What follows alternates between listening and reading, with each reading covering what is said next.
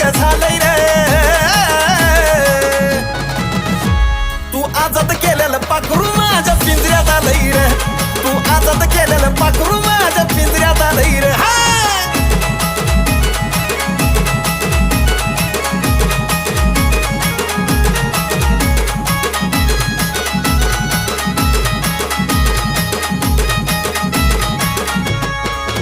राहिला होत हितच आधी रे, तुला कळलं नाही कधी रे. त्या पाखराचा जीव अजून बी फक्त माझ्या मधी रे.